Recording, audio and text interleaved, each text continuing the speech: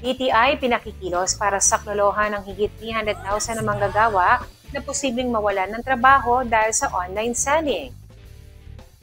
Pinasasaklolohan ni House Deputy Majority Leader Representative Erwin Tulfo ang mga ahensya ng pamahalaan, partikular na po ang Department of Trade and Industry na proteksyonan ang mahigit 300,000 na manggagawa na posibleng mawalan ng trabaho dahil sa online selling.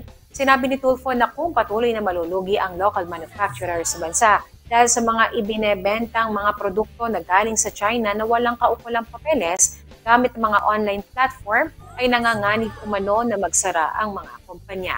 Tugon naman ng DTI na hindi sila tumitigil para pigilin ang pagpasok ng mga produkto na hindi dumadaan sa kanilang ahensya o sa regulasyon ng gobyerno.